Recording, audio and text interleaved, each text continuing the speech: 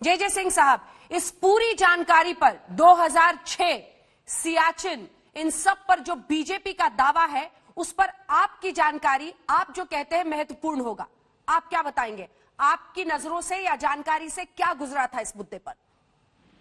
General साहब। अंजना, आप सियाचिन के बारे में डिटेल चेक कर रहे हैं क्योंकि आपकी ऑडियो कट गई थी। जी, मैं फिर से आपसे सवाल पूछ रही हूं सर, सियाचिन पर कौन सच्चा कौन झूठा, इस दावे पर हम बहस कर रहे हैं क्योंकि भारतीय जनता पार्टी ने तमाम पिछली कुछ जानकारी के बुनियाद पर यह दावा किया है कि यूपीए की सरकार सियाचिन सौंपने को तैयार थी। क्या इस दावे में दम है जनरल साहब?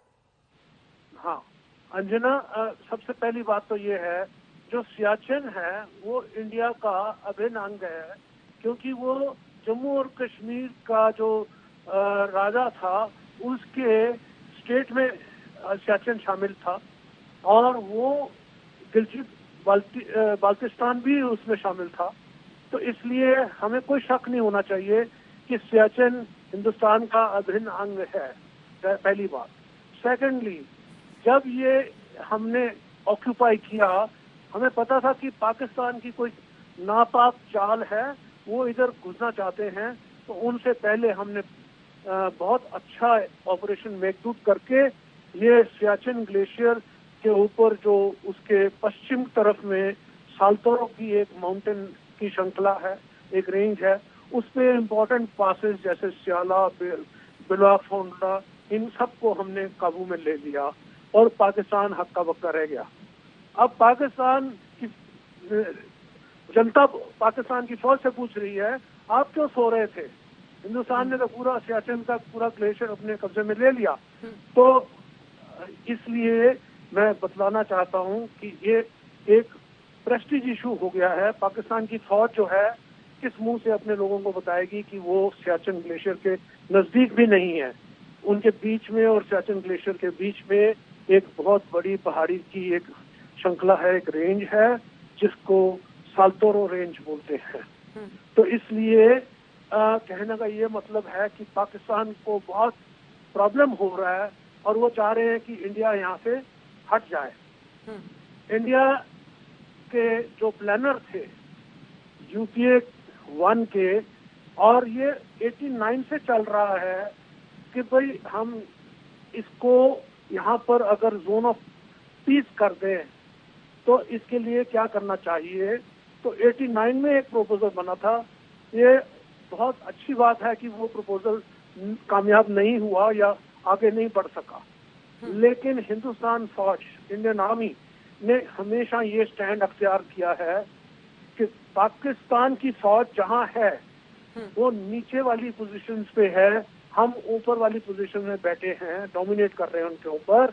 जब तक वो कबूल नहीं करते नक्शे के ऊपर और इन राइटिंग डेफिनेशन के मुताबिक और फोटोग्राफिक एविडेंस के साथ, जब तक वो एक्सेप्ट नहीं करते, ऑथेंटिकेट नहीं करते कि इंडिया की पोजीशनें यहाँ हैं, हमारी पोजीशनें यहाँ हैं, और फिर उसके बाद इन फेजेस हम डी एस्केलेशन कर सकते हैं, जैसे कि अभी हम उधर गलवान वैली में भी करने वाले हैं, वो भी फेजेस में होगा। लेकिन मैंने कहा सबसे पहले आप अपनी पोजीशंस को ऑथेंटिकेट करिए नक्शे पे और जमीन के ऊपर।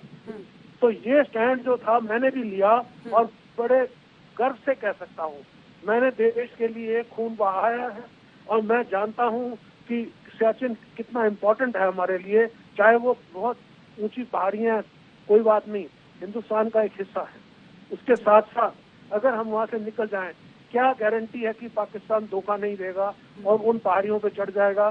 फिर उधर से हम उनको हटाना हमारे लिए बहुत मुश्किल होगा और बहुत ज्यादा भारी नुकसान उठाना पड़ेगा। लाइफ, लॉस ऑफ लाइफ मेरे लिए वो और आपके लिए वो जरूरी है कि कोई हिंदुस्तानी शहीद ना हो।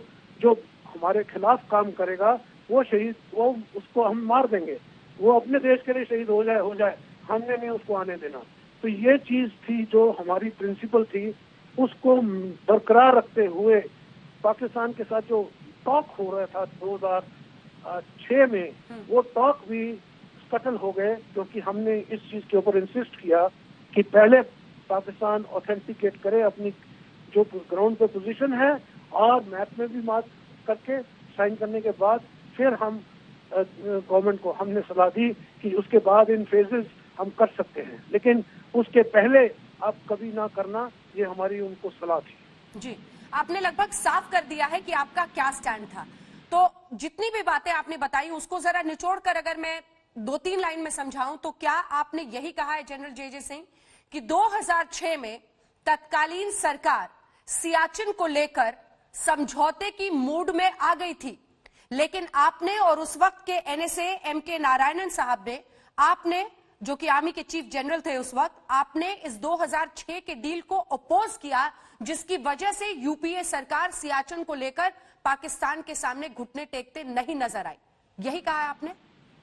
अंजना, यू आर राइट, मैंने यही कहा और मैं इस पे अटल हूं कि ये जो हम अगर ना करते तो गवर्नमेंट शायद आगे कदम लेती, जैसे कि श्याम शरण ने कहा है और संजय बारू ने कहा है।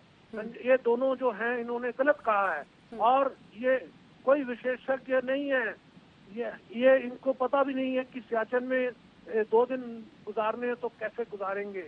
ये लोग दिल्ली में बैठ के अपनी कर रहे हैं राजनीति। नमस्कार, मैं हूं अंजना ओम कश्यप। हमें उम्मीद है ये वीडियो आपको पसंद आया होगा। लेटेस्ट खबरों के लिए यूं ही देखते रहिए आज तक, और इस वीडियो के पसंद आने पर लाइक, शेयर एंड सब्सक्राइब करना ना भूलें।